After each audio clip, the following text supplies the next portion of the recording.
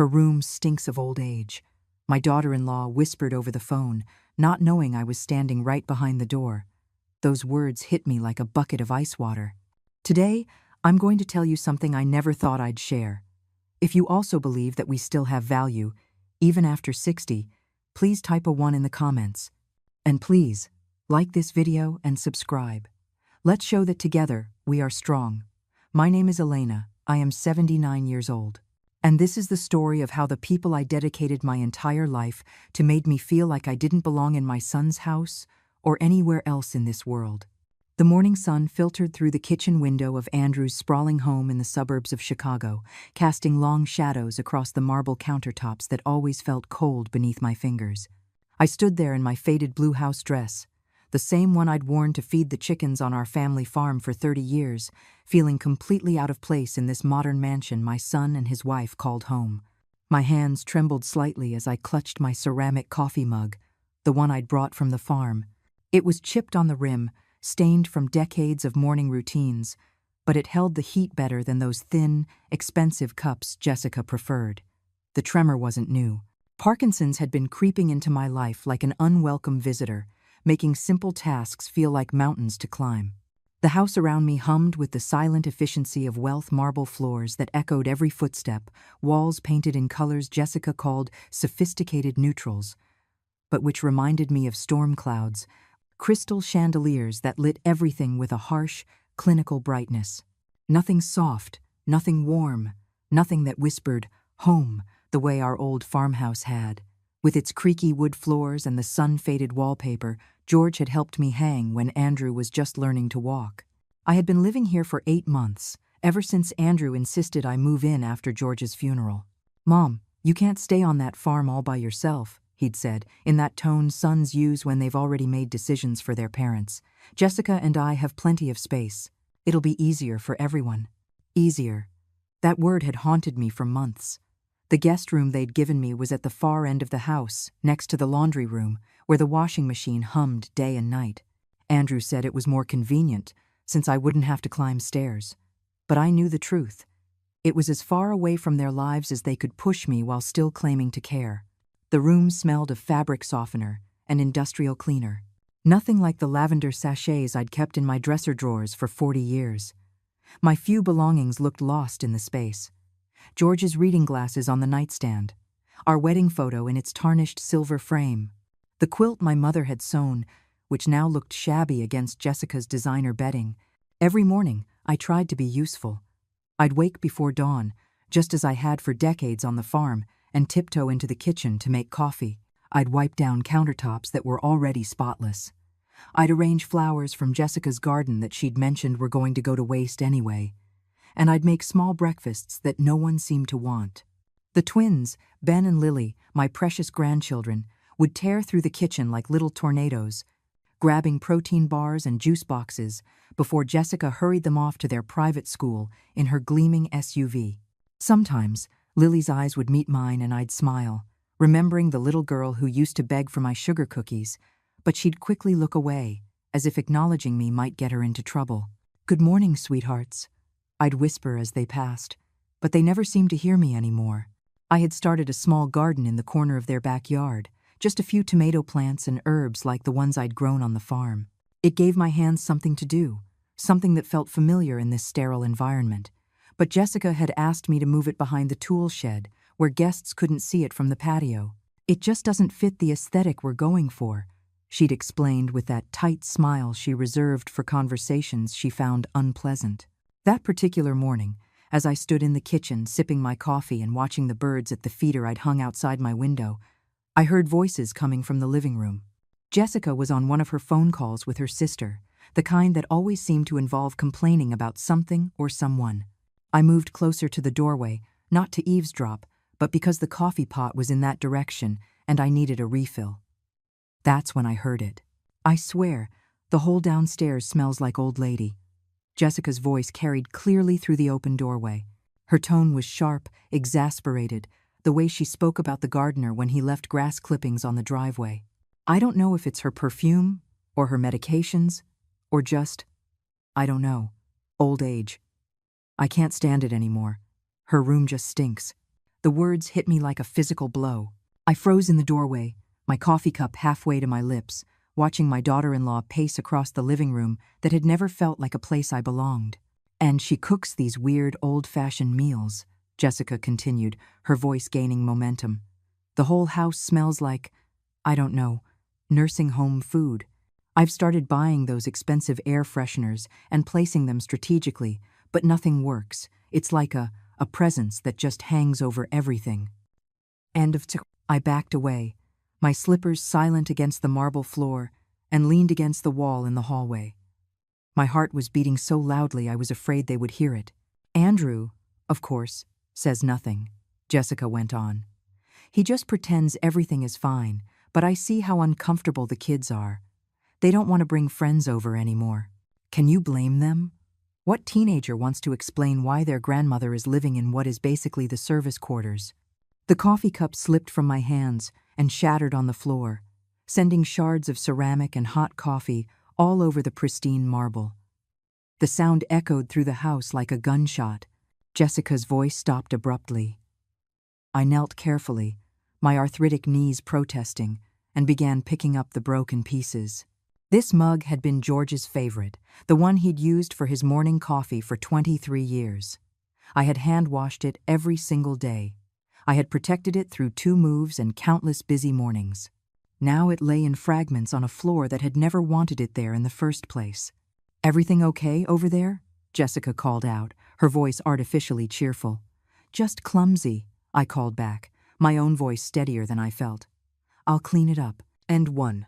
As I gathered the pieces, each shard felt like a small death, not just for the mug, but for the illusion I had clung to that this arrangement would somehow work, that I would eventually find my place in their carefully orchestrated life. That night, I sat in my room as the sounds of family life filtered through the walls. Andrew helping Ben with his homework, Jessica discussing weekend plans, the television playing some show they all watched together in the living room where I no longer felt welcome. The air freshener Jessica had placed outside my door released its artificial lavender scent every 15 minutes, a constant reminder that my presence needed to be masked, neutralized, made palatable. I opened my nightstand drawer and pulled out a small photo album I'd kept hidden beneath my sweaters. Page after page of memories, George and I on our wedding day, Andrew taking his first steps across our farmhouse kitchen, family picnics under the old oak tree, Christmas mornings when the house was filled with laughter and the smell of cinnamon rolls. In every picture, I was surrounded by people who loved me, who wanted me there, who saw me as essential rather than inconvenient. At what point had I become someone whose very existence needed to be apologized for? I closed the album and looked at myself in the mirror across the room. 79 years old, gray hair I still styled every morning out of habit, blue eyes that had seen decades of joy and sorrow, hands that had worked hard, loved deeply, built a life alongside a man who had cherished every day we shared. Was I really just a burden now? A problem to be managed until a more permanent solution could be found? The questions hung in the air like smoke, acrid and inescapable, as I prepared for another sleepless night in a house that felt less like a home with each passing day. The incident with the broken mug haunted my dreams that night, but it was nothing compared to the flood of memories that came rushing back as I lay in the dark. Memories of everything I had given, everything I had sacrificed, everything I had poured into this family that now treated me like an unwelcome stranger.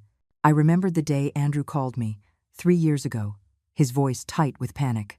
"Mom, I need help. The business is going under. Jessica's pregnant with the twins, and we're about to lose the house. I know it's a lot to ask, but..." I didn't even let him finish.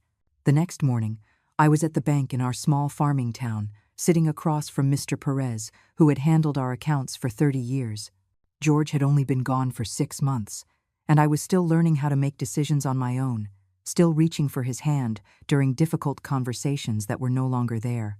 "Elena, are you sure about this?" Mr. Perez asked. His weathered face creased with concern as he looked over the documents. "This is your life savings, everything you and George worked for. $47,000, every penny we had scraped together from decades of farming, of selling eggs and vegetables at the town market, of George working construction during the winter months when the land rested. Money we had planned to use for our golden years, for the trips we had dreamed of but never taken, because there was always something the farm needed first. Andrew needs it, I said simply, signing the papers with the same pen George had used to sign our mortgage 35 years earlier. Family comes first. The money had saved Andrew's consulting business. It allowed him to keep the house where Jessica was building her perfect life. Within 2 years, his company had rebounded and was thriving. He sent me a thank you card with a generic message and a photo of the newborn twins. No mention of paying it back. No acknowledgement that I was now living on Social Security alone, while he drove luxury cars and took vacations to places I had only seen in magazines. But that wasn't the first time, was it? I rolled over, pulling the thin comforter closer as more memories bubbled up like gas in dark water. There was Andrew's college tuition. George and I had mortgaged our farm twice to pay for his education at the University of Illinois, the same university Jessica had attended, where he met her at some frat party. 4 years of tuition, room and board, and spending money so he could focus on his studies, instead of working part-time like most of his classmates. We had eaten beans and rice for months while his check for a spring break trip to Cancun cleared. George had worn the same winter coat for 10 years, patching the holes with duct tape rather than buying a new one. Because Andrew needed money for textbooks and a laptop. It's an investment in his future, George would say when I worried about our dwindling savings. He'll take care of us when we're old. When Andrew graduated with honors, he hugged us at the ceremony and promised he would never forget what we had sacrificed for him. The next week, he moved to Chicago and got a job at a consulting firm. His calls became monthly, then just holidays, then just Christmas and my birthday if I was lucky. I had driven myself to George's doctor's appointments because Andrew was busy at work and couldn't get away. I had sat in waiting rooms alone, holding George's hand as nurses explained treatment options and side effects, making decisions about the man I had loved for 53 years while our son attended client dinners and company retreats. The night George died, I called Andrew at 2:47 in the morning. His phone went to voicemail. I called again. Voicemail. Finally, Jessica answered on the 4th call, her voice annoyed and sleepy. "Elena? It's the middle of the night. What is it?" "George is gone," I whispered, my voice breaking. "He passed an hour ago. Could you please put Andrew on the phone?" "He's sleeping. Can it wait until morning?" I stared at the phone, at the love of my life lying still in our bed, at the 47 desiccated years of marriage and photos and shared dreams that now felt like echoes in an empty house. "No," I said quietly. "It can't wait. Andrew arrived 2 days later, staying just long enough for the funeral and to discuss the next steps for my living situation. He stood in our kitchen, the same kitchen where I had made him breakfast every day before school for 18 years, and told me the farm was too much responsibility for someone my age. "Mom, you can't keep this place up on your own," he said, not looking at me as he surveyed the house as if appraising it for sale. "The roof needs repair. The plumbing is old. What if you fell, and no one found you for days?" With the expression someone might use while browsing a thrift store. "We have plenty of space," he added, his voice bright with forced enthusiasm. "And it would be so nice for the kids to spend more time with their grandmother, except the kids barely acknowledged my existence. Ben, now 14, was too busy with his elite private school and his soccer team to notice me. Lily, 12, spent her time in dance classes and coding camps that cost more than George and I spent on groceries in a month. I had given up my independence, my home, my garden, my neighbors who had known me for 40 years, my church where I had sung in the choir since I was 16. I had given up my identity as Elena, a farmer's wife, a pillar of the community, a woman who knew her own worth. In exchange, I had become a guest who had overstayed her welcome. But even here, even feeling like an intruder in my own son's house, I had kept giving. When Lily mentioned she wanted piano lessons, I used my grocery money to pay for her first month of classes. When Ben needed new soccer cleats, I took money from the small emergency fund I kept tucked away in my underwear drawer. When Jessica complained about the cost of the twins' summer camp, I quietly covered the difference, telling myself it was what grandmothers were supposed to do.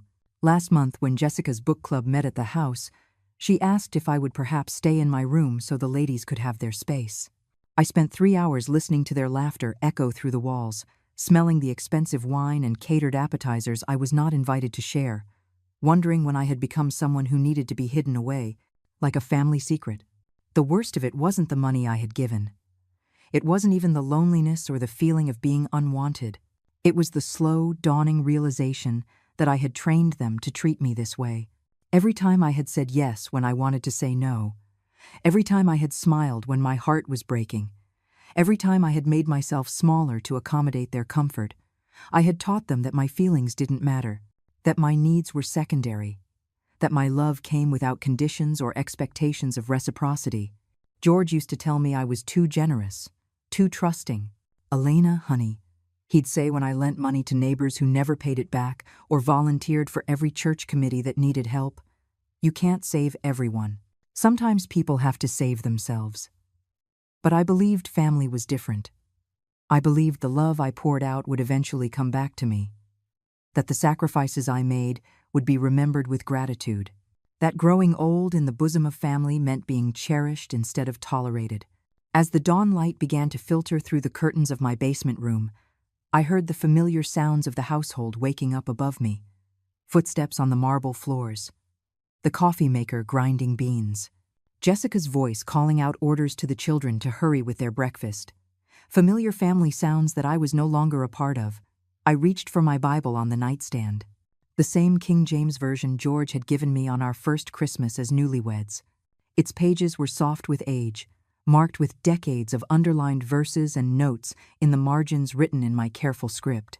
I turned to a passage I had highlighted years ago, during another difficult time, when I had wondered if my giving heart was a blessing or a curse. "Be therefore wise as serpents and harmless as doves." For 79 years, I had mastered the innocent dove part. Perhaps it was time to learn about snakes. A soft knock at my door interrupted my thoughts. "Elena?" Jessica's voice had that artificially sweet tone she used when she needed something. "Could I have a word with you for a moment?" I put down my Bible and opened the door to find her standing there in her yoga clothes, her blonde hair pulled back in a perfect ponytail, her smile as polished as the marble floors she walked on. "I hope I didn't wake you," she said, though we both knew the house had been awake for 30 minutes. "I wanted to talk to you about Lily's piano competition. The entry fee is quite expensive, and with all our other expenses—" She trailed off, letting the request hang in the air between us, like incense in an empty church. I looked at her expectant face, at the designer workout clothes that cost more than my monthly Social Security check, at the diamond stud earrings catching the light from the hallway chandelier. "Of course," I heard myself say, the words automatic as breath. "How much do you need?" But even as I agreed, even as I saw the relief flood her features, a small voice in my head whispered a question that would change everything. Was I being used? The question haunted me for days. Was I being used? It followed me through my morning routines.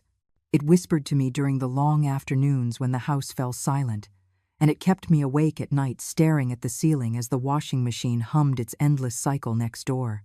I started to notice things I had trained myself to overlook, the way Jessica suddenly remembered my helpful nature whenever bills were due, the way Andrew called me Mom, with that particular warmth in his voice, only when he needed something, the way the twins acknowledged my existence primarily when they wanted me to drive them places Jessica was too busy to handle. The morning after Jessica asked for the money for Lily's piano competition, I watched my granddaughter eat breakfast at the kitchen island. She was hunched over her phone, her fingers flying across the screen, completely absorbed in the digital drama that occupies 12-year-old girls these days.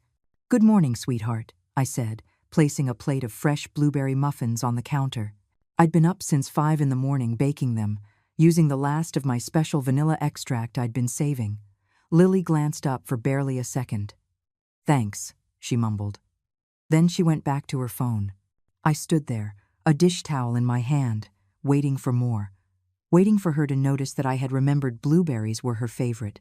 Waiting for her to ask about my day, or tell me about hers, or acknowledge that I was more than a food dispensing machine in her peripheral vision. But she didn't. She grabbed a muffin without looking, took 2 bites, then wrapped the rest in a napkin and shoved it into her backpack. "I'm going to be late," she announced to no one in particular, sliding off the stool. I watched her walk away. This child I had held as a newborn, whose first steps I had witnessed, whose every milestone I had celebrated with more enthusiasm than her own parents. When had I become invisible to her? That afternoon, while I was cleaning my room, I found something that turned my blood to ice. I had been dusting the small desk by my window when I noticed papers scattered underneath. They must have fallen from the stack Andrew kept on top. Documents he had been reviewing for what he called financial planning purposes. As I bent to retrieve them, my eyes caught familiar words on the letterhead. Last Will and Testament of Elena Maria. My hands trembled as I picked up the papers. This was my will, the one I had updated after George's death. But why did Andrew have a copy in my room? I had given him one for safekeeping, but this one looked different. There were notes scrawled in the margins, calculations written in Andrew's unmistakable handwriting. I held my breath as I read his notations. Proceeds from farm sale, $340,000. Life insurance, $50,000. Remaining savings, approx. $8,000. Total estate value, $398,000. At the bottom of the page, in red ink, was Jessica's handwriting. Minus what we've already loaned. Still substantial inheritance. Loaned. They considered the money I had freely given them a loan. Money they never mentioned paying back, never acknowledged as a sacrifice, never thanked me for beyond those empty greeting cards. But there was more. Stapled to the back was a printout of nursing home costs in the Chicago area, with several facilities circled and notes about Medicare coverage and asset spend-down requirements. They weren't just waiting for me to die, they were planning for it, calculating exactly how much my life was worth to them, and researching the cheapest way to store me until that inheritance became available. I sank onto the small chair by my window, the papers scattered across my lap, feeling like I might be sick. The room spun around me as the full magnitude of their betrayal crashed down like a collapsed roof. Every kindness I had interpreted as love had been an investment in their future windfall. Every time Andrew had called me Mom with affection, he had been calculating the compound interest on my mortality.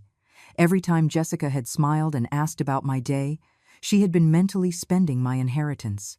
That night, I sat at the dinner table like a ghost at my own wake. Andrew carved the roast beef Jessica had prepared, discussing his day at work while she nodded attentively. The twins ate in their usual silence, still glued to their phones despite the no devices at dinner rule that apparently only applied when it was convenient. "Mom, you're quiet tonight," Andrew observed, spooning gravy onto his plate. "Everything okay?" I looked at him across the table. This man I had carried in my womb for 9 months, nursed through childhood illnesses, cheered for at every baseball game and school play. His face was pleasant, even concerned, but now I could see the calculator behind his eyes. Now that I knew what to look for. "I'm fine," I said quietly. "Just tired. You should get more rest," Jessica added with that bright, artificial concern. "At your age, you need to take better care of yourself. At my age," as if being 79 was a character flaw I needed to manage better. As if my aging body was an inconvenience they had to endure until nature solved their problem for them. After dinner, as they settled into their nightly routine of television and homework supervision, I retreated to my room and made a decision that should have been obvious months ago. I was going to leave. Not with a dramatic storm of accusations and tears. Not with explanations or confrontations or attempts to make them understand how deeply they had wounded me. I was simply going to gather what was left of my dignity and walk away from people who saw me as nothing more than a financial portfolio with a pulse. That night, I began to make plans with the methodical precision George had taught me. First, I needed to secure my important documents. My Social Security card, Medicare information, birth certificate, and George's life insurance papers. Andrew had insisted on keeping them safe in his filing cabinet, but I knew where he hid the key. Second, I needed to contact my bank and ensure Andrew had no access to my remaining accounts. The realization that he might have been monitoring my finances sent fresh waves of betrayal through my chest. Third, I needed a place to go. The farm was gone, sold to a young family who had promised to restore its gardens and raise their children in its sun-filled rooms. But there were other options. Senior living communities that valued independence, rather than just providing storage for inconvenient elderly relatives. The next morning, as the family rushed through their usual breakfast chaos, I made my move. Jessica was arguing with Ben about his soccer uniform. Andrew was yelling orders from upstairs about traffic delays. Lily was having a meltdown over a test she'd forgotten to study for. I slipped into Andrew's office and retrieved my documents from his filing cabinet. The key was exactly where he always kept it, taped under the desk drawer, because he had never been particularly creative about hiding things. As I gathered my papers, I found more evidence of their planning. A folder labeled Elena Future Care Options contained brochures for state-subsidized nursing homes, applications for Medicaid assistance, and a timeline suggesting they had been anticipating my transition to professional care within the next 6 months. One brochure was circled in red: Sunshine Home, basic care starting at $1,200 a month. The highlighted text read, "Family members are encouraged to visit during designated hours. Personal belongings should be limited to what can fit in the provided storage space." They had already picked out my cage. I photographed everything with the smartphone Lily had taught me to use last Christmas, back when she still seemed to enjoy my company. Then, carefully, I returned the documents to their original positions and locked the filing cabinet. Walking back to my room, I felt something I hadn't experienced in months: clarity.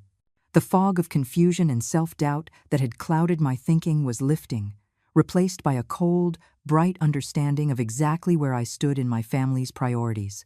I was an asset to be managed, not a person to be loved. That afternoon, while the house was empty, I called the number on a business card I had kept in my wallet for years.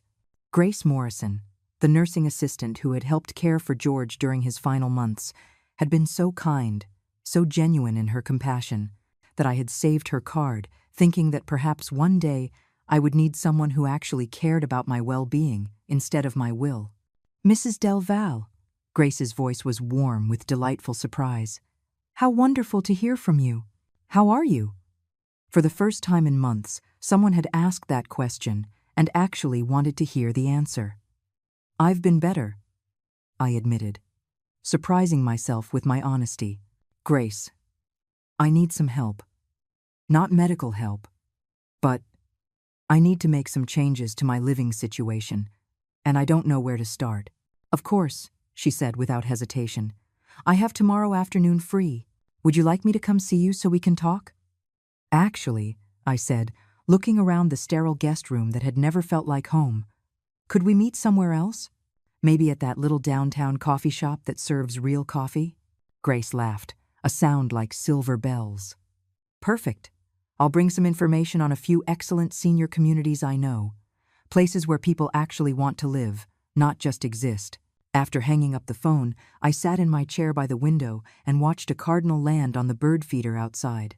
The bright red flash of its feathers against the gray October sky felt like a sign, a reminder that even in the darkest seasons, there could still be moments of surprising beauty. For the first time since George's death, I felt something that had been absent so long I had forgotten its name: hope.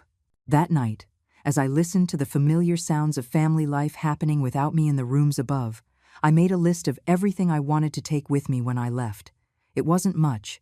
George's clothes still hanging in my closet, providing comfort on the hardest nights. Our wedding photo.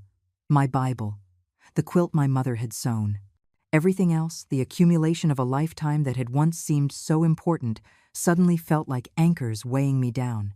Tomorrow, I would begin the process of untethering myself from people who had mistaken my love for their entitlement. Tomorrow, I would begin learning how to be Elena again, instead of just Andrew's inconvenient mother. Tonight, for the first time in months, I fell asleep without crying.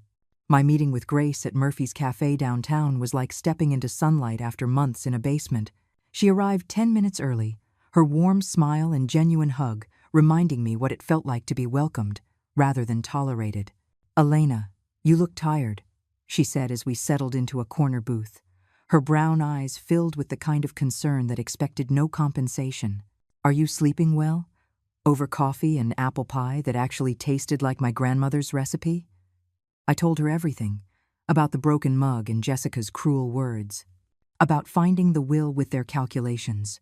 about the nursing home brochures and the cold realization that I had become nothing more than a financial investment they were waiting to cash in on. Grace listened without judgment, occasionally reaching across the table to squeeze my hand when my voice broke. When I finished, she was quiet for a long moment, stirring her coffee with a thoughtful precision.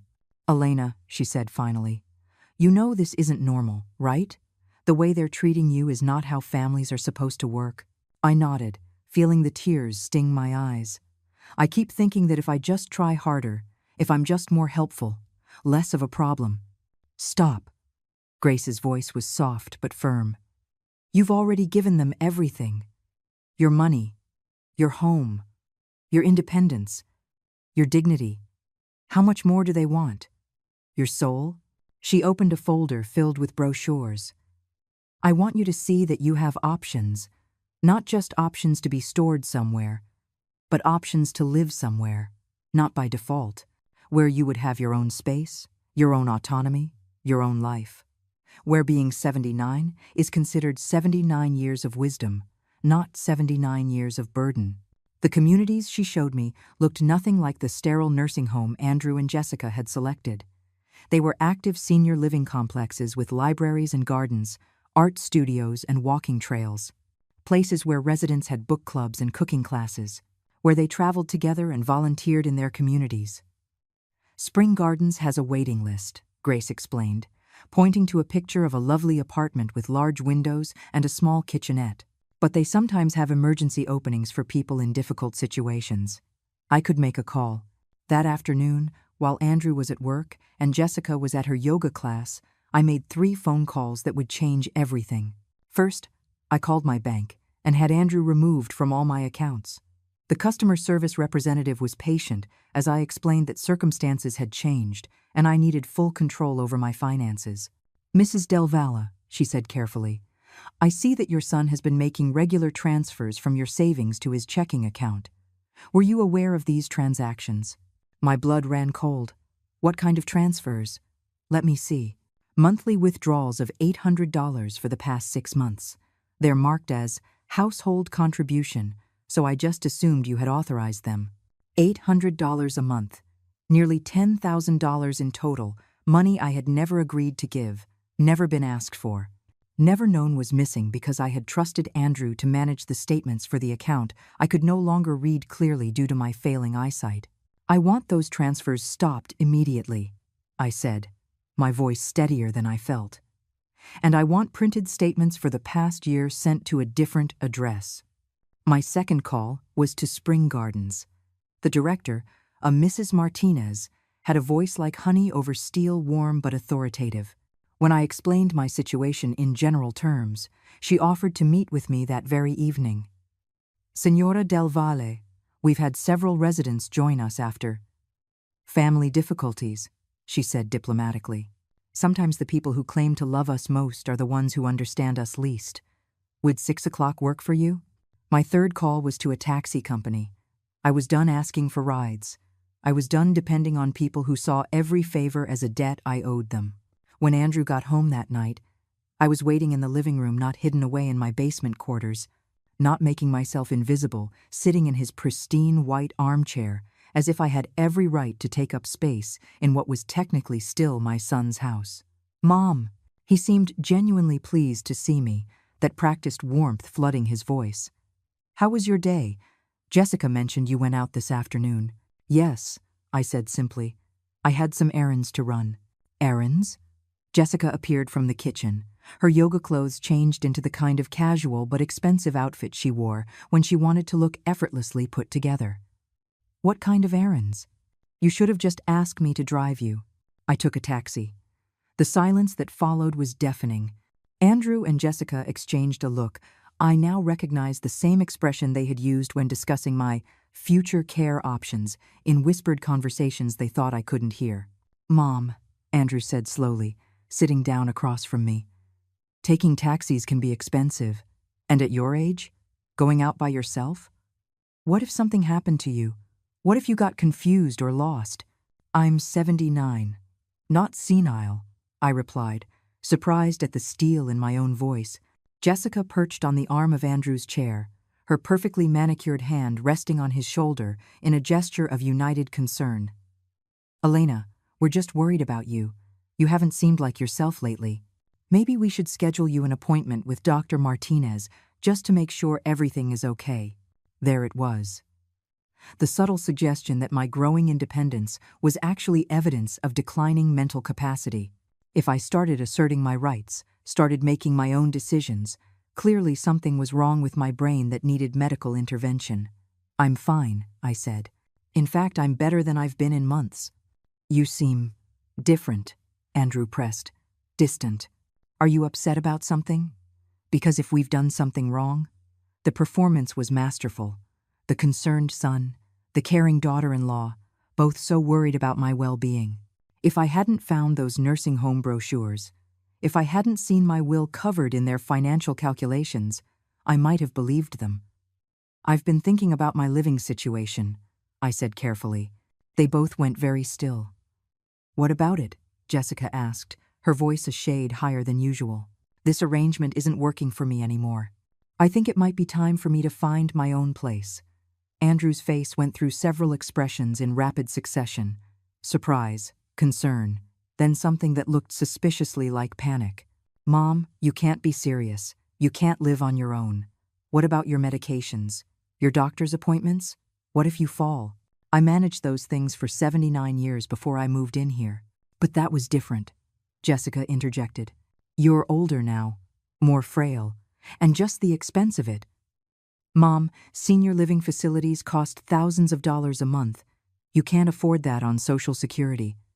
I almost laughed at the irony. They had been calculating my net worth down to the last penny, but now, suddenly, I was too poor to afford basic housing. "I've been looking into some options," I said. "I think I can manage." "Options?" Andrew's voice cracked slightly. "What kind of options?" "Mom, you can't just make major life decisions without talking to us first. We're your family. We need to be involved in these decisions." "The same way you were involved when you chose the Sunshine Home?" Dead silence. Jessica's face drained of color. Andrew's mouth opened and closed like a fish gasping for air. "I don't know what you're talking about," Jessica said finally, but her voice lacked conviction. "The brochures in Andrew's office, the one with the basic care package circled in red. Were you going to ask for my input on that choice? Or was I just supposed to be grateful for the warehouse you selected?" Andrew stood up abruptly, running his hands through his hair. "Mom, were you going through my private papers? My will was mixed in with your private papers, along with calculations about my estate value and notes about the money you've loaned me. All now. We were just trying to plan ahead, to make sure you're taken care of if something happens. By robbing me of $800 a month from my bank account?" The accusation hung in the air like smoke from a fire. Jessica's face went from pale to flushed. Andrew sank back into his chair like a deflating balloon. "We weren't robbing you," he said weakly. "We were using that money for your care, your food, your utilities, your share of the household expenses." "Dad, my share of the household expenses for living in the basement next to your laundry room? $800 a month for the privilege of being hidden from your guests and told my existence stinks? That's not fair," Jessica snapped, her composure finally breaking. "We opened our home to you. We fed you, housed you, included you in our family. Do you have any idea what a strain this has put on our marriage? How hard it's been to explain to our friends why we have a grandmother living with us? Do you know what people say about families who can't afford professional care for their elderly parents?" The mask was off now. No more pretense of loving concern. No more performances of dutiful children caring for an aging parent. This was about their image, their convenience, their financial planning. "So this has all been a burden," I said quietly. "That's not what she meant," Andrew began, but Jessica cut him off. "Yes, Elena, it has been a burden, a huge one. But we've done it anyway, because we are good people who believe in family responsibility. And now you want to throw it back in our faces? By running off on your own like some rebellious teenager?" I stood up slowly, my arthritis making the movement deliberate and careful. They both watched me as if I might either collapse or explode. "You're right," I said. "This has been unfair to all of us. You shouldn't have to bear the burden of caring for someone you see as a burden, and I shouldn't have to live in a place where I am not wanted. Mom, wait. Andrew reached out to grab my arm, but I pulled back. I'll be moving out within the week. You can have your basement back for storage, the way it was always meant to be. That night, they knocked on my door every hour. First Andrew alone, then Jessica alone, then both of them together, each time with a different approach, pleading, reasoning, guilting, even crying. But my decision was made. Grace had called with good news. Spring Gardens had an emergency opening. A one-bedroom apartment with a view of the garden, available immediately for someone in transitional circumstances. The next morning, while they were at work and school, I packed my few belongings into the suitcases I had brought 8 months earlier. Grace arrived with a friend who owned a moving truck, and together we transported the remnants of my old life to the beginning of my new one. I left a note on the kitchen counter next to the coffee maker I had used every morning to brew coffee no one ever shared with me. Thank you for teaching me the difference between being family and being home. I have found a place where I can be both. Elena. As we drove away from the house that had never welcomed me, I felt something I hadn't experienced since George died. Freedom. The feeling was so foreign, so unexpected, that I began to cry in the passenger seat of Grace's car. But for the first time in months, they were tears of relief instead of despair. My first morning at Spring Gardens, I woke up without the sound of a washing machine rumbling through the walls. The silence was so profound, so peaceful, that for a moment I forgot where I was. Then the sunlight streamed through the east-facing windows instead of the north-facing ones, and I remembered. I was free. The apartment was small, but perfect. A living room with a fireplace I could actually use. A kitchen with a window over the sink that looked out onto a garden where residents grew tomatoes and herbs. And a bedroom that didn't smell like industrial detergent. It was all mine to arrange, mine to enjoy, mine to inhabit without permission or apology.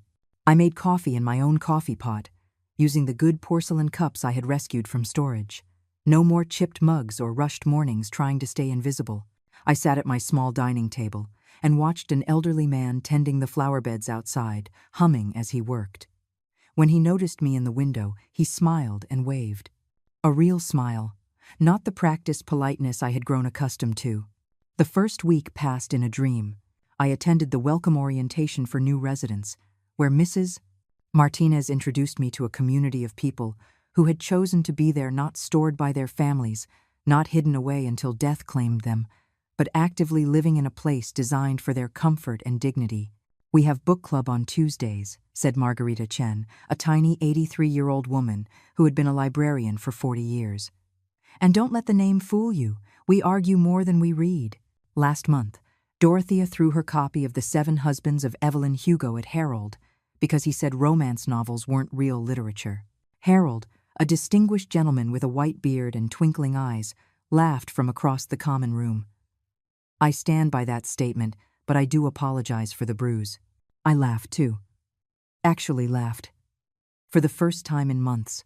When was the last time I had been part of a conversation where people valued my opinion, where my presence added to the group instead of subtracted from it?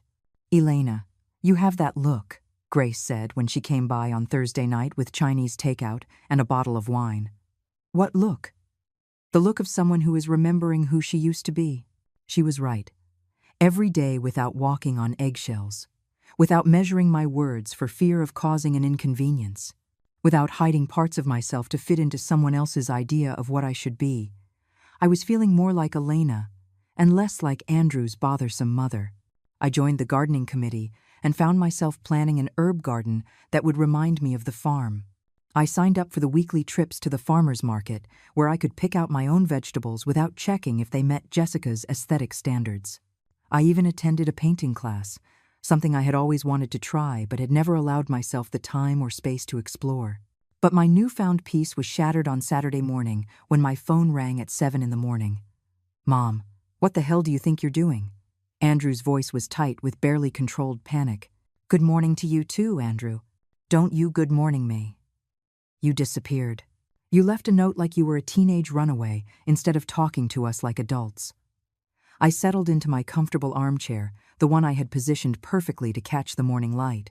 "I did try to talk to you, You responded by questioning my mental competence and suggesting I needed a medical evaluation.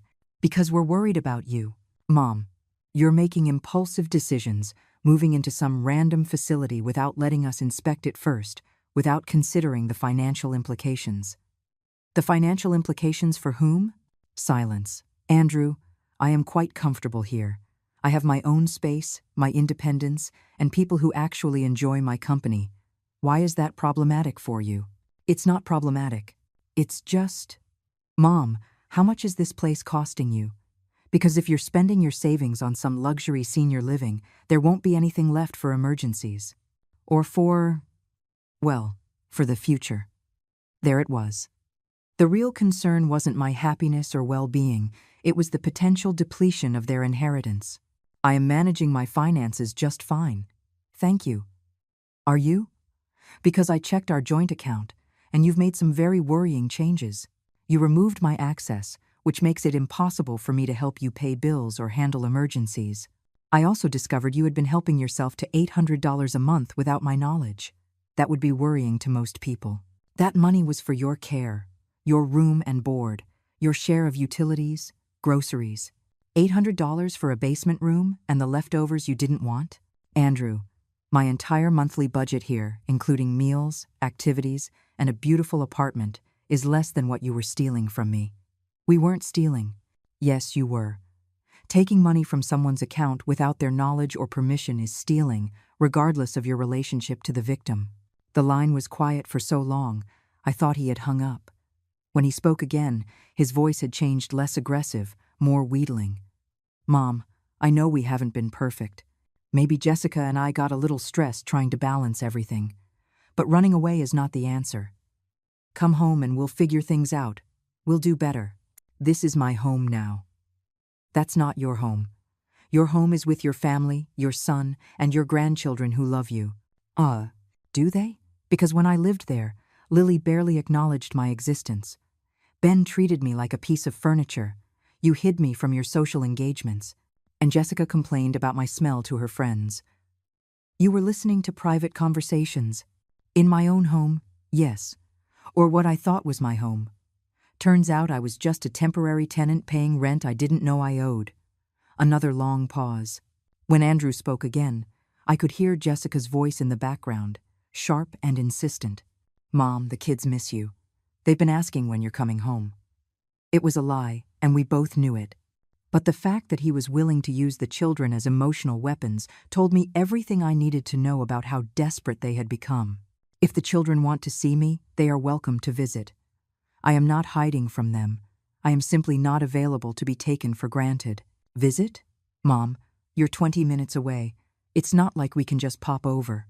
No, I suppose that would require making an actual effort to spend time with me instead of just coexisting in the same building. That afternoon, Jessica called. Her approach was different. Tears, guilt, and emotional manipulation wrapped in motherly concern. Elena, I am so sorry, she sobbed over the phone. I know I haven't been the daughter-in-law you deserved. I know I said terrible things and I've been selfish and thoughtless. But please, please, come home. The children are devastated. Ben keeps asking where Grandma went.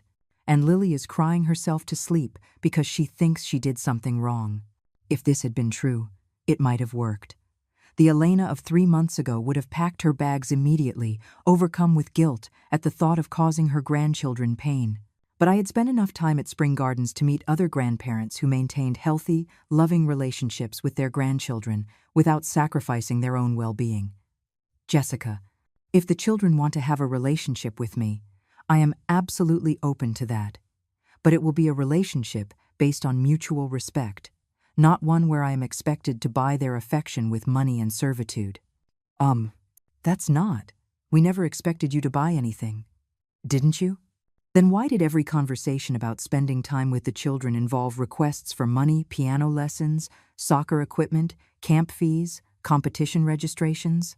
When was the last time anyone in your family spent time with me just because they enjoyed my company? The question hung in the air like incense in an empty church.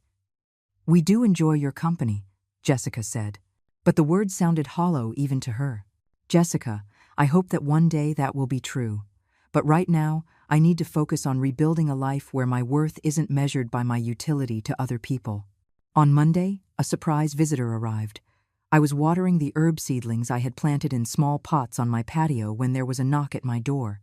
Through the peephole, I saw Lily standing in the hallway, fidgeting with the straps of her backpack. I opened the door slowly, unsure what to expect. "Hi, Grandma," she said, not meeting my eyes. "Mom dropped me off. She said you live here now." "I do. Would you like to come in?" She nodded and stepped inside, looking around with the wide-eyed curiosity of someone exploring a foreign country. She took in my small living room, my kitchen with its cheerful yellow curtains, my photographs arranged on the mantelpiece. "It's nice," she said finally.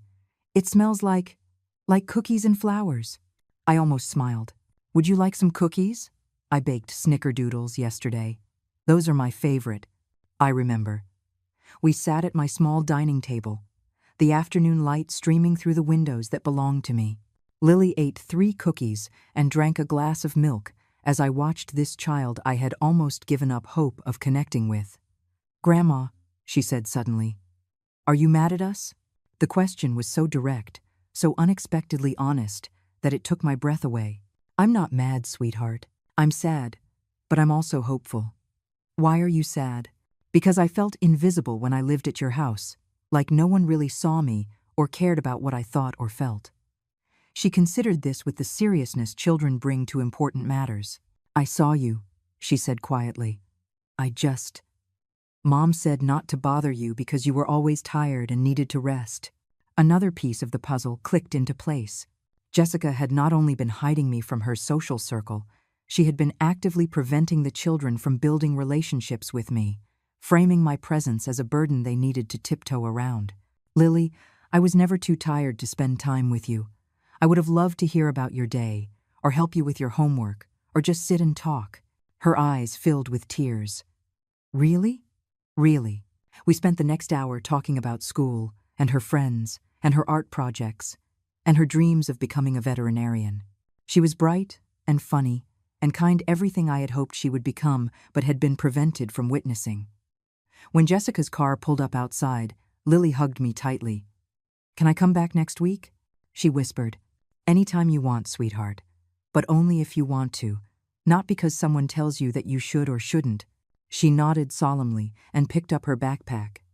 As I watched her walk to the car, I felt something I had almost forgotten existed. The hope of a genuine relationship with my granddaughter, built on mutual affection instead of obligation or guilt. That night, as I stood in my garden watching the sunset paint the sky in shades of rose and gold, I realized something profound had shifted. For the first time since George's death, I wasn't just surviving, I was living. The phone rang again around 8. Andrew's number flashed on the screen, but I didn't answer. Instead, I poured myself a glass of wine. I opened a book I had borrowed from Margarita's lending library and settled into my comfortable chair by the window. For the first time in months, I had nowhere to be, no one to please, and nothing to prove. I was finally home. 3 weeks into my new life, they arrived unannounced. I was in the community garden, kneeling by my herb patch with dirt under my fingernails for the first time since George died. When I heard familiar voices arguing in the parking lot, through the hedge bordering the garden, I could see Andrew's luxury sedan, engine still running, exhaust puffing into the crisp October air. "This is ridiculous, Jessica," Andrew was saying, that edge of barely controlled frustration I remembered from his teenage years. "We should have made an appointment. Just showing up like this makes us look desperate." "We are desperate." Jessica's reply was sharp enough to cut glass. "She's been here for almost a month, Andrew." "A month? Do you realize how much money she's spending? How much she's potentially giving away to strangers who don't even know her?" I stayed crouched behind the tomato plants, my hands still in the dirt, listening to them discuss my life as if I were a wayward stock investment instead of a human being. "Mom always said I could count on my inheritance to help with the kids' college funds," Andrew continued, his voice dropping to a whisper that somehow carried more menace than a shout. "Now she's living in some commune, probably being brainwashed by people who want to get their hands on her money." "It's not a commune," Jessica snapped. "I looked it up online. It's one of those expensive senior communities where lonely old people go to feel important." They probably have financial advisors roaming the halls, convincing residents to leave money to the facility instead of their families. My hands stilled in the soil. Even their imagined version of my life centered on their financial concerns rather than my well-being. We need to be smart about this, Jessica went on. The emotional appeals haven't worked. Maybe it's time to consider other options. What kind of other options? Legal ones. She's showing signs of diminished capacity, making impulsive financial decisions, isolating herself from family. Any judge would see that she needs a conservatorship for her own protection. The words hit me like ice water. A conservatorship would give them total control over my finances, my living situation, my medical care, my entire life. I would be made a legal child again, unable to make decisions about where I lived or how I spent the money George and I had earned through decades of honest work. I stood up slowly, brushing the dirt from my knees, and walked toward the parking lot with the measured stride of someone who had finally learned her own worth. "Hello, Andrew." "Jessica." My voice was calm, steady, giving no hint of the conversation I had just overheard. They spun around in unison, their faces shifting from surprise to guilt and then to carefully manufactured concern. "Mom," Andrew rushed forward, arms outstretched, as if our relationship were still based on physical affection instead of financial calculation. "You look different." I did look different. 3 weeks of sleeping through the night, eating meals I had chosen for myself, and engaging in conversations where my opinions mattered had restored something to my face that I had lost during those months in their basement. "What brings you here?" "We wanted to see where you're living," Jessica said, her eyes scanning the well-maintained buildings and landscaped grounds with the expression of someone calculating property values. "Make sure you're safe." "I am very safe. Would you like a tour?"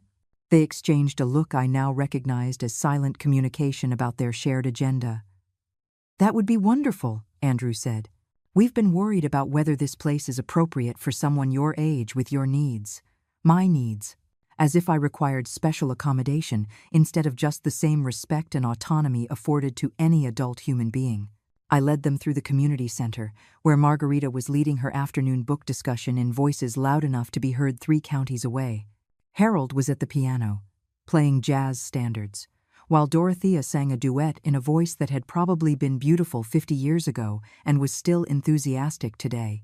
The art studio hummed with quiet creativity, as residents worked on paintings, pottery, and crafts that would never be dismissed as old lady hobbies. "It's very active," Jessica observed, watching an 80-year-old man demonstrate proper Puth technique to a group of women who were clearly humoring him.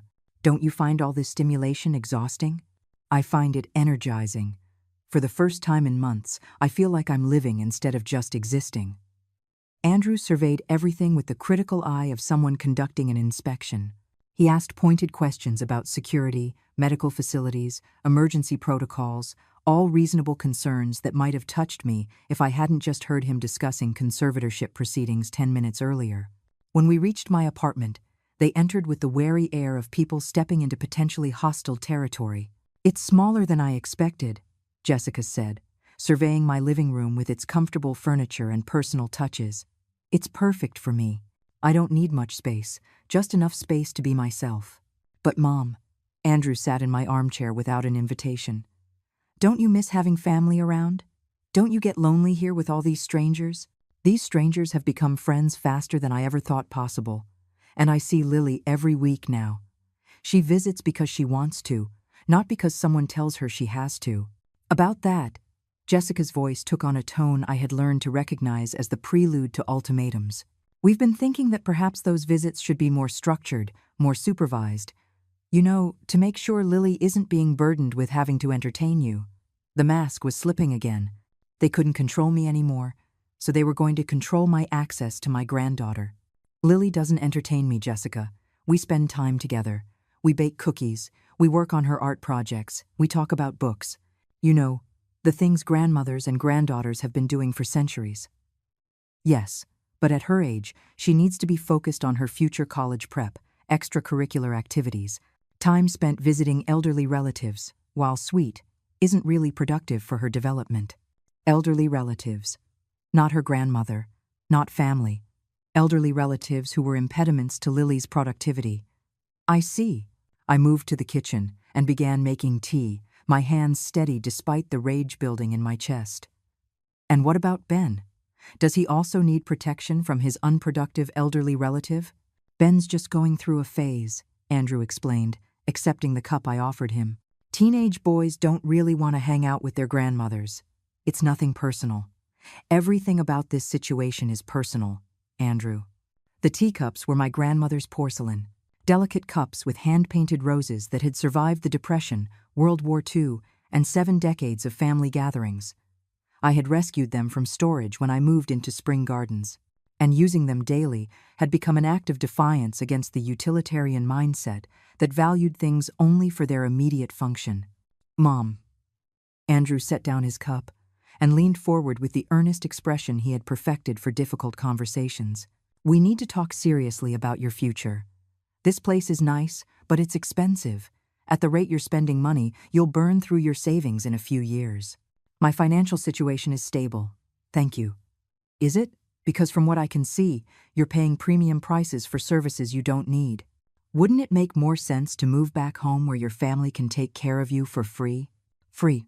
As if the $800 a month they had been stealing, plus the emotional cost of daily humiliation, amounted to free care. Andrew, I tried living with family. It didn't work. Because we made mistakes, Jessica intervened, her voice adopting the pleading tone she used when reason failed to achieve her goals. But we've learned from those mistakes. We know how to do better now. Do you? Because 5 minutes ago, you were discussing conservatorship proceedings in the parking lot. Oh. The silence that followed was deafening. Andrew's face went pale. Jessica's carefully applied makeup couldn't hide the flush of guilt that spread down her neck. You were listening to a private conversation, Jessica said finally, her voice tight with indignation. I was gardening. You were conducting that private conversation in a public parking lot at a volume sufficient to be heard by anyone within 50 feet. Mom, a conservatorship isn't about controlling you, Andrew said carefully. It's about protecting you from people who might take advantage of your trusting nature. People like my son who steals from my bank account? That's not the same, and you know it. Isn't it? You took money without permission, you justified it with expenses I never agreed to pay, and now you're threatening legal action to regain access to my finances. How is that different from the financial abuse you claim you're protecting me from? Andrew stood up abruptly, pacing to my window that looked out onto the garden where I had been peacefully working before their arrival. This is exactly what I'm talking about, he said, his voice rising. You've become paranoid, suspicious of your own family. These people here are filling your head with ideas about independence and autonomy. But Mom, you're 79 years old. You have Parkinson's. You take 6 different medications. You can't see well enough to drive at night. At some point, reality has to matter more than your feelings. My reality is that I am happier and healthier than I have been since your father died. My feelings matter because they are mine, and for the first time in months, I don't have to apologize for having them. Jessica joined Andrew at the window, and together they looked out at the community that had welcomed me with open arms. Elena, please, be reasonable, Jessica said, her voice adopting the persuasive tone she used with the children when they resisted bedtime. We're not the enemy here. We are your family. We love you. Then prove it. What? Prove that you love me. Not my money, not my utility, not my potential inheritance. Prove that you love me as a person. They looked at each other. Then they looked at me, as if I had asked them to solve advanced calculus. We don't need to prove anything, Andrew said finally. Love isn't something you prove. It's something you feel. Love is something you demonstrate, I corrected, through actions, choices, priorities. And your actions have demonstrated very clearly what your priorities are. I walked to my bedroom and returned with a manila folder I had prepared for exactly this moment. These are copies of my bank statements showing unauthorized withdrawals, I said, placing the documents on my coffee table. These are photographs of the nursing home brochures I found in your office, with your notations about costs and care levels. These are copies of my will, with your calculations of my estate value. The papers lay between us like evidence in a criminal trial. This is what love looks like to you, I continued. Financial planning around my death. theft disguised as household contributions, and housing arrangements made without my input or consent. Mom, you're taking everything out of context. No, Andrew, I'm finally seeing everything in its proper context. You don't love me. You love what I represent to your financial security. You don't want me in your lives. You want control over my assets until you can transfer them more permanently to yourselves. I opened my front door and held it open. I think it's time for you to leave. Mom, we're not finished talking. Yes, we are. You can have a relationship with me based on mutual respect and genuine affection, or you can continue to plot ways to control my money and my life. But you cannot have both. You're making a mistake, Jessica said as they collected their coats. When you're in a hospital bed with no family around because you've alienated everyone who cares about you, you will regret this stubbornness. And wait, Jessica, I have been in metaphorical hospital beds for months, surrounded by a family who saw my pain as an inconvenience to be managed rather than a comfort to be offered. I will take my chances facing actual illness, surrounded by people who chose to care about me, rather than people who felt obligated to tolerate me. When their car pulled out of the parking lot, I felt something I hadn't expected, a relief so profound it brought me to tears. I had finally stopped trying to earn the love of people who had no intention of giving it. I had finally chosen my own dignity over their approval. For the first time since George died, I felt truly free. That evening, Margarita knocked on my door with a bottle of wine and a conspiratorial grin. "Tough day?" she asked, settling into my armchair as if she belonged there. "Enlightening day," I replied, pouring 2 glasses of wine into my grandmother's crystal goblets. "Those are usually the hardest kind," she said, raising her glass. "Here's to clarity, and to the courage to act on it." "To freedom," I replied, "and to choosing the family that chooses you back." We toasted to that, and to the sunset painting my windows gold, and to the sound of laughter drifting up from the patio where my neighbors, my real family, were enjoying their evening together. I was finally home. 6 months after that final confrontation, I stood in front of my bathroom mirror and barely recognized the woman looking back at me. Gone were the sunken cheeks and perpetually tired eyes of someone who had been slowly disappearing into herself. My face had filled out from eating meals I actually enjoyed, rather than picking at leftovers no one else wanted. My hair, which I had started having professionally styled at the beauty salon here in the community, framed my face in soft silver waves that caught the light. Most noticeably, I was smiling.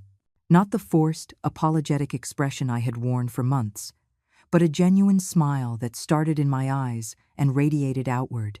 "Elena, you are positively glowing," Grace said when she arrived for our weekly coffee date. She had become more than the angel who had rescued me from that hospital bed. She had become my dear friend, the sister I never had, but had always wanted. "I feel like I'm glowing," I admitted, pouring coffee into the good china I now used every day. "Yesterday, Harold told me I look 10 years younger than when I first moved in." "Harold has been trying to ask you to the community dance for 3 weeks," Grace laughed. "The poor man turns red as a beet every time you walk into the dining room." I felt the heat rise in my own cheeks. At 79, I was rediscovering the forgotten pleasure of being noticed, appreciated, even flirted with by someone who saw me as a woman instead of a burden. "Don't be ridiculous, we're just friends." Friends who sit together at every meal, work side by side in the garden, and take evening walks that last suspiciously long for people our age, Grace teased. "Elena, honey, when was the last time you let a gentleman court you?" The question caught me off guard. George had been the love of my life, my partner for 53 years, and I had assumed that chapter of my life was over with his death. But Harold's gentle attention, his way of saving the choicest vegetables from the garden for me, his habit of leaving small bouquets of wildflowers by my door, stirred something I thought was buried forever. "I wouldn't know how to be courted anymore," I confessed. "I've been a wife, a mother, a burden. I've forgotten how to just be Elena. Then it's time to remember." That afternoon, I did something I hadn't done in decades. I bought a new dress. Not a practical, serviceable dress chosen for its durability and ease of washing, but a beautiful royal blue dress with small pearl buttons that made me feel elegant and feminine. The saleswoman at the village boutique was probably younger than Lily, but she treated me with the respect of someone helping another woman prepare for something special. "This color is perfect with your eyes," she said, adjusting the sleeves. "Are you buying for a special occasion?" "I'm buying for me," I replied, and I realized it was the first time in years I had purchased something simply because it made me happy. The community dances were every Friday in the main hall, where they pushed back the tables and Harold played the piano while couples swayed to old-time music.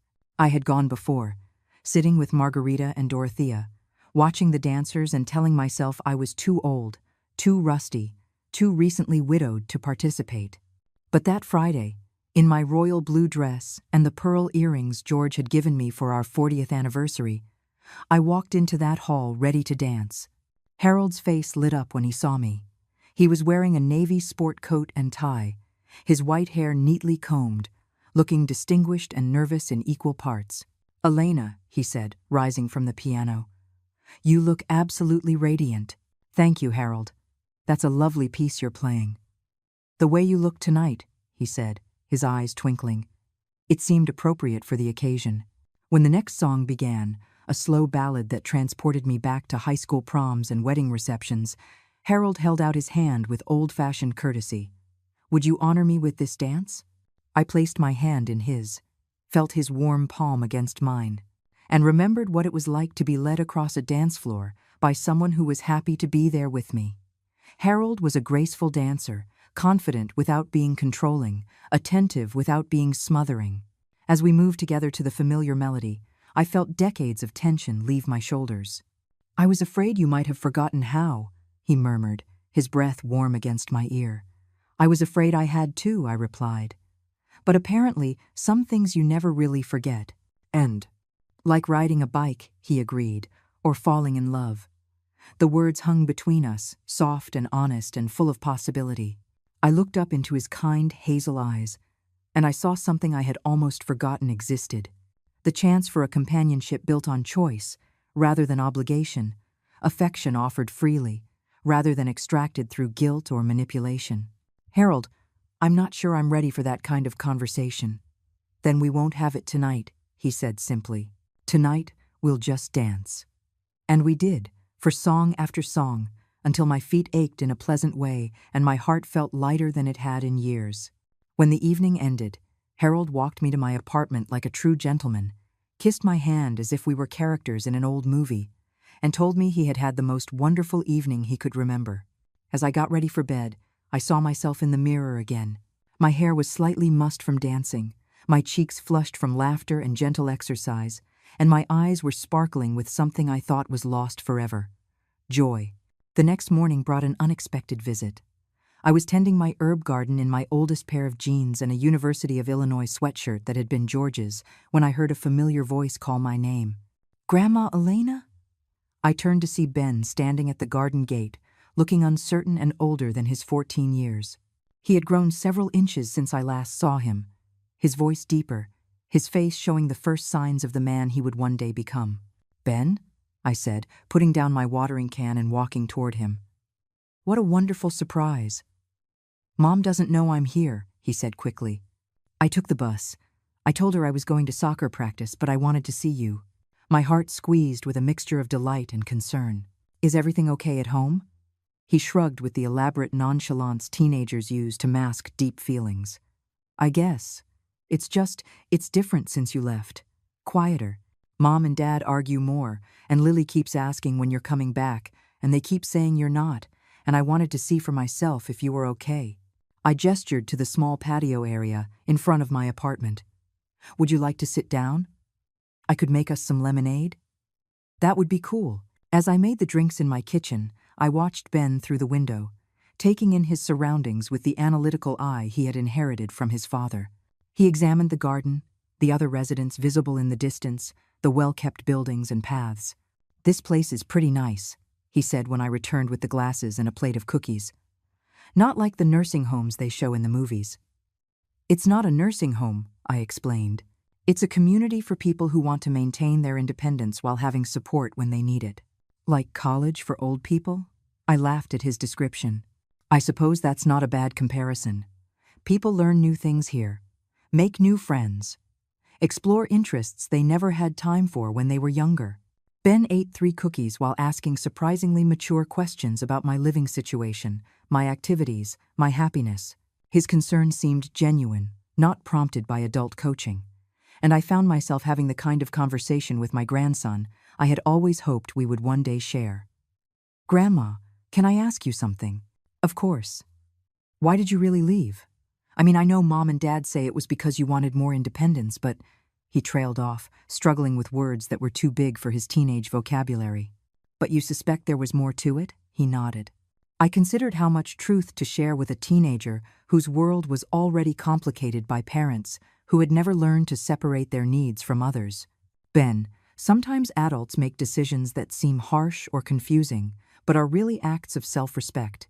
I left because I realized I was living in a situation where I couldn't be myself, where my needs and feelings didn't matter as much as other people's convenience." "So you weren't happy with us?" The hurt in his voice broke my heart. This child had been caught in the middle of adult manipulations and betrayals he was too young to understand. "Ben, my unhappiness had nothing to do with you or Lily. You are both wonderful children, and I love you more than you can possibly imagine. But love isn't always enough to make a living situation work. Do you think you'll ever come back?" "I think I will always be your grandmother, no matter where I live, and I think the relationship we build now, as you become a young man, can be whatever we choose to make it." We spent the next hour walking through the community, with Ben meeting Harold, who was impressed by his knowledge of baseball statistics, and Margarita, who immediately enlisted his help with the community newsletter. By the time he had to leave to catch the bus back, Ben seemed more relaxed, more understanding of my decision. "Grandma," he said as we reached the bus stop, "I'm sorry if we made you feel bad when you lived with us. I didn't know." "You didn't make me feel bad, sweetheart. You were just being a kid, which is exactly what you were supposed to be doing." "Can I come see you again? Like regularly?" "I would love that. But Ben, I will not be the secret you keep from your parents. If you want to have a relationship with me, it needs to be honest and out in the open." He considered this with the seriousness of someone weighing important adult decisions. "I'll talk to them," he said finally. "Maybe they'll understand better now that they've seen this place isn't some weird cult or whatever they were worried about." As his bus pulled away, I felt something shift inside my chest. For months, I had grieved the loss of my grandchildren, convinced that choosing my own well-being meant sacrificing my relationship with them.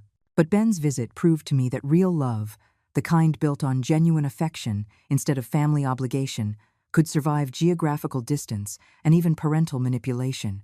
That night, I called Lily to tell her about Ben's visit. Her excitement was contagious as she made plans for her own visit the following week, this time with her parents' reluctant knowledge and permission. "Grandma, Ben says you have a boyfriend," she said with the delighted scandal of a 12-year-old who had discovered adult romance. "I have a good friend who happens to be a gentleman," I corrected, though I couldn't keep the smile from my voice. "Ben says he brought you flowers.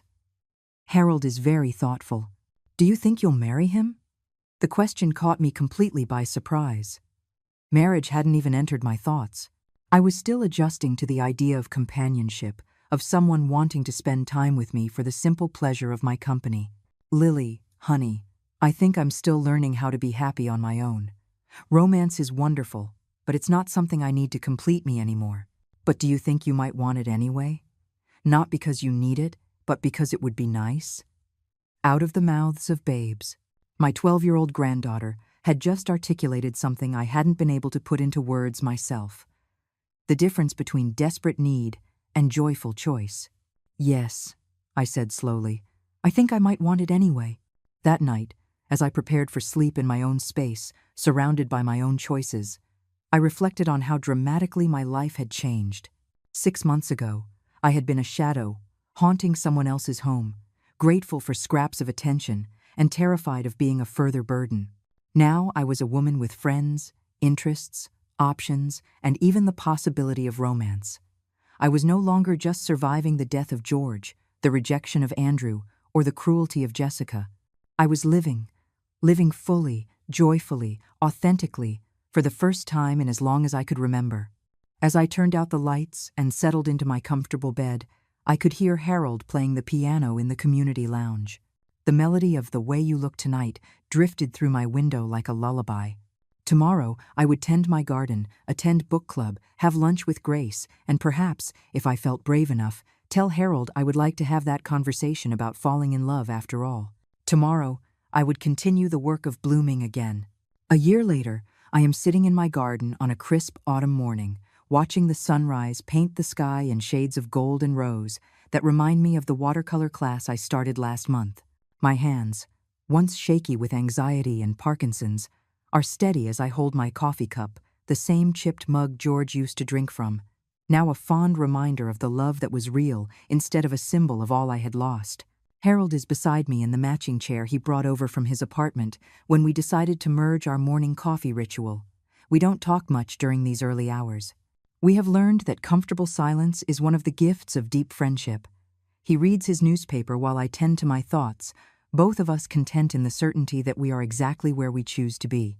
"A penny for your thoughts," he says, looking up from the sports section with the kind smile that still makes my heart flutter like a schoolgirl's. "I'm thinking about time," I tell him. How much of it I thought I had wasted, and how much I actually had left. Harold folds his newspaper and gives me his full attention. At 82, he has learned that when someone wants to share their thoughts on time, it's worth listening. When George died, I thought my life was essentially over. I continue, watching a cardinal land on the bird feeder we hung together last spring. I thought I was just marking time until I could join him, existing on the charity of a family who saw me as an obligation instead of a gift. And now? Now I realize that I mistook the end of a chapter for the end of the whole book. And one. Harold reaches over and takes my hand, lacing his fingers through mine in a gesture that has become as natural as breathing. We are not married. We may never be married. But we have built something precious together. A partnership based on mutual respect, shared interests, and the rare luxury of choosing each other every single day. "Your book isn't finished yet," he says. "Heck, you might just be getting to the best part." He's right. This past year has been the most fulfilling of my adult life, not in spite of my age, but because of the wisdom it has brought me. I have learned the difference between being alone and being lonely, between family and relatives, between surviving and thriving. Last month, Andrew called. Not Jessica. She hasn't spoken to me since that final confrontation in my apartment. But Andrew, likely prompted by the children's growing relationship with me, reached out with what sounded like genuine concern. "Mom, how are you, really?" he asked, and for the first time in years, his voice carried no hidden motive I could detect. "I'm wonderful, Andrew. Better than I've been in a long time. The kids say you're different. Happier. I am happier. I'm living the life I choose instead of the life others expect me to accept." There was a long pause. "Mom, I want you to know that I've been thinking about how things were between us. I know we made mistakes." "We?" Another pause. Longer this time. "I made mistakes. I let myself think about your finances more than your feelings. I let Jessica convince me that managing your life was the same as caring about you." It wasn't a full apology. Andrew still couldn't quite admit the extent of his betrayal, but it was more acknowledgement than I had ever expected to receive. "Andrew, I appreciate that, but I need you to understand something. I don't need you to take care of me anymore. I never did. What I needed was for you to love me without conditions, to value my presence without calculating its cost. Can we? Can we try to rebuild something? Not the old relationship, but something new." I had considered this question many times over the past year. The answer came easily now. "Yes, but only if you can accept me as I am now, not as the convenient grandmother you want me to be. I will not be moving back into your house. I will not pretend to be helpless so you can feel important. I will not apologize for having a life that doesn't revolve around your needs." "Okay," he said quietly. "I think I can do that. Then we'll see. Relationships are built on actions, not promises." Since then, we have had coffee twice. Awkward conversations where we both have had to learn new ways of relating to each other. Andrew is slowly discovering that I am more interesting as an independent person than I ever was as a dependent mother.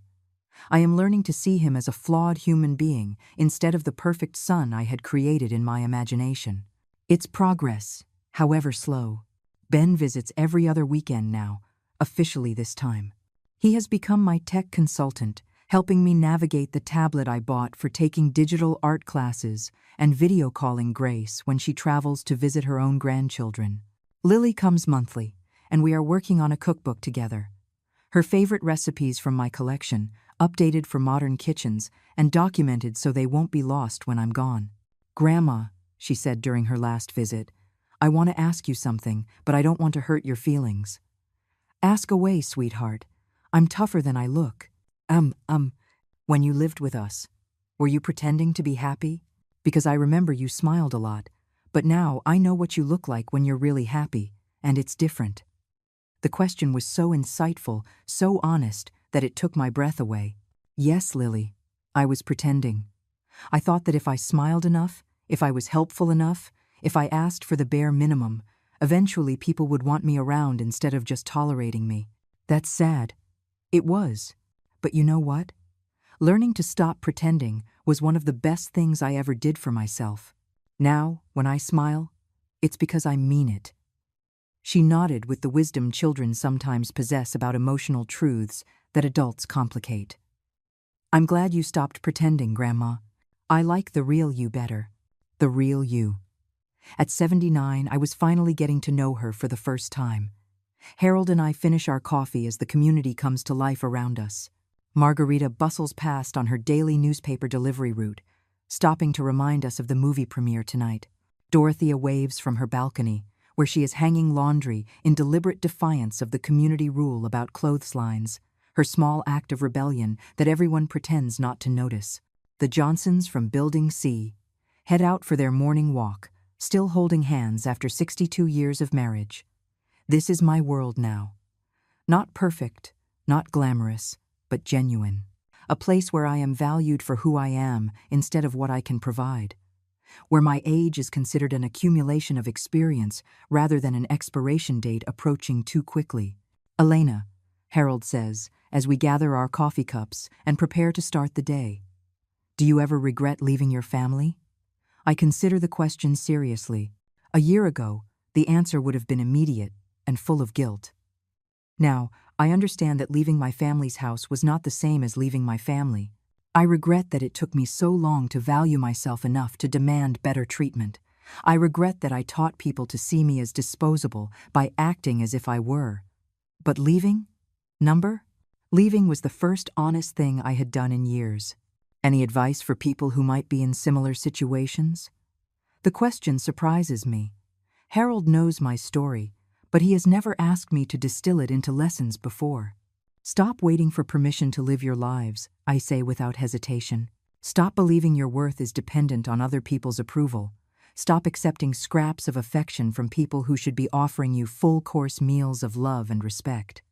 That's harder than it sounds when you're alone and afraid. Everything worth doing is harder than it sounds. But you know what's even harder? Spending the rest of your life wondering what would have happened if you had been brave enough to bet on yourself. Harold smiles and kisses my cheek with the tender affection of someone who has learned that love doesn't diminish with age. It just becomes more precious, because we understand how rare it island. As I get ready for my day watercolor class at 10, lunch with Grace at noon, book club at 3, dinner with Harold at 6, I marvel at how full my calendar has become. Not with obligations I dread, but with activities I chose because they bring me joy. Tonight, Harold and I will attend the monthly community dance. I bought another new dress last week, a deep emerald green that brings out my eyes and makes me feel beautiful in a way I thought was lost forever. We will dance to the music of our youth, surrounded by friends who celebrate our happiness instead of resenting it. Tomorrow, I will meet with a lawyer to update my will. Not because Andrew and Jessica have pressured me, but because I want to ensure my money goes to places and people who will use it to spread kindness instead of enabling selfishness. Grace will receive a substantial gift. Spring Gardens will get a donation to its scholarship fund that helps low-income individuals afford community living. The children will receive modest amounts when they turn 30, old enough to appreciate rather than simply expect inheritance. The rest will go to organizations that support seniors in transition, people like the me of a year ago who need help remembering their own worth. Tonight, as I stand in front of my mirror getting ready for the dance, I see a woman I recognize and admire. Silver hair, elegantly styled. Skin that shows every year I've lived, but glows with health and contentment. Eyes that sparkle with anticipation for whatever comes next. I am 79 years old. I am strong, independent, loved by choice instead of obligation, and happier than I have been since I was a young woman discovering the world for the first time. I am not waiting to die. I am learning how to live.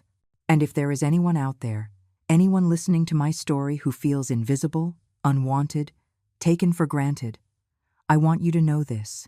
It is never too late to write a new chapter. It is never too late to choose yourself. It is never too late to discover that the life you are settling for is not the life you have to keep. You are worth more than the scraps of attention people throw you. You deserve more than to be tolerated by people who claim to love you. The question is, do you believe it enough to do something about it? Because if you do, if you are ready to stop accepting less than you deserve, then maybe, just maybe, your best chapter is still waiting to be written. Have you ever felt invisible in your own family? Or do you know someone who has experienced this kind of treatment? Share your thoughts in the comments. And if this story touched your heart, please give this video a like and subscribe to our channel so we can share this message with someone else who needs to hear it.